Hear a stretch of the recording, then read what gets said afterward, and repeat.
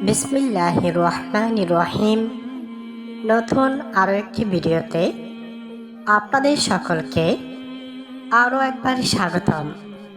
এই মুহূর্তে দেশ কিংবা প্রবাস থেকে, দূরে কিংবা কাছে থেকে যারা আমার ভিডিওটি দেখছেন, আপনাদের সকলকে আমার সালাম। আসসালামু আলাইকুম রহমতুল্লাহি ওয়া বারাকাতুহু। আজকের ভিডিওটি অত্যন্ত গুরুত্বপূর্ণ, বিশেষ করে বিবাহিত ভাইদের জন্য। যারা বিয়ে করেছেন কিন্তু বিছানায় খুশি নন বা সুখী নন, তার কারণ কি? যেহেতু আমরা মুসলমান, আমরা সব কিছুতেই কোরআন এবং হাদিসের আলোকে জীবন যাপন করতে চাই। আর এই জন্যই যখন বিছানায় যাই তখন খুব ভয় করে, স্ত্রীর সাথে কিভাবে করব, কিভাবে করলে গুনাহ হবে, স্ত্রীর শরীরে কি পা লাগলে গুনাহ হবে, আর যদি স্ত্রীর পা যদি আমার শরীরে লাগে তাহলে না জানি কি গুনাহ হবে, স্ত্রী কি কষ্ট পাবে। এই ধরনের চিন্তা করে বিছানায় যান, এতে করে হেসিটেশনে থাকেন এবং স্ত্রীর সাথে ভালো সময় পার করতে পারেন না। অথচ কোরআন হাদিস কি বলে, চলুন আমরা এক নজরে জেনে নেই। প্রথমেই বলবো সূরা আল বাকারা 2:187। এই আয়াতে বলা হয়েছে, তোমাদের জন্য তোমাদের স্ত্রীরা পোশাক স্বরূপ এবং তোমরা তাদের পোশাক স্বরূপ। একটু চিন্তা করে দেখুন কত সুন্দর উপমা দেওয়া হয়েছে। আপনার পোশাক আপনি যেভাবে মন চায় সেভাবেই পরতে পারেন, তাতে কেউ কিন্তু বাধা দেবে না বা হারামও না।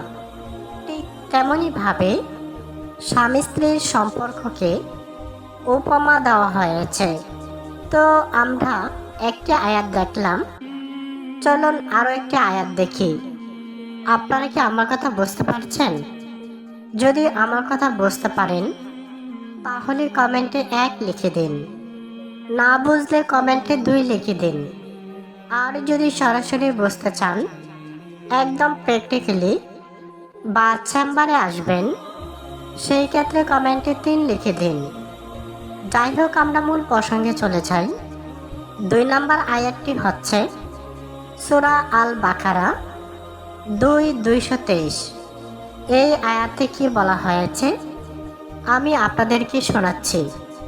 তোমাদের স্ত্রীরা তোমাদের শস্যক্ষেত্র, অতএব তোমরা যেভাবে ইচ্ছে তোমাদের শস্যক্ষেত্রে গমন করো।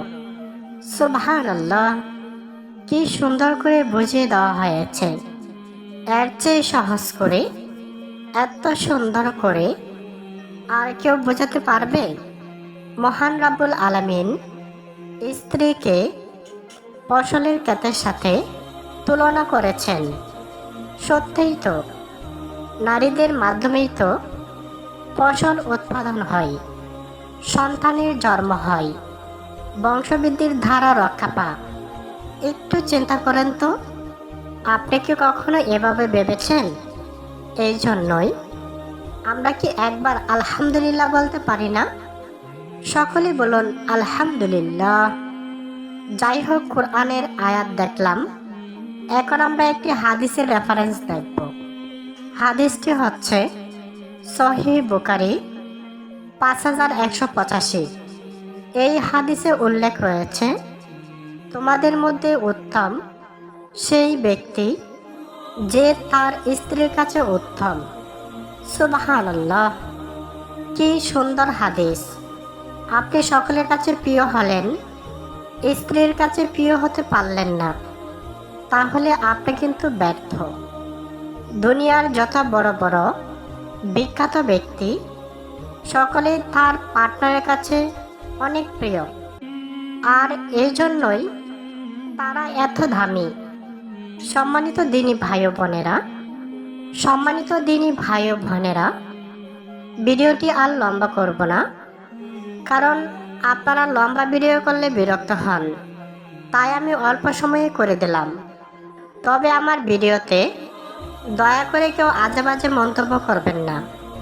ভালো লাগলে একটি লাইক দিবেন, আর ভালো না লাগলে ডিসলাইক দিয়ে চলে যাবেন।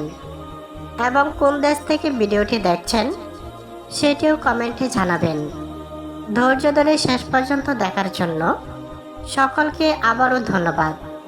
আসসালামু আলাইকুম রহমতুল্লাহি ওয়া বারাকাতুহু।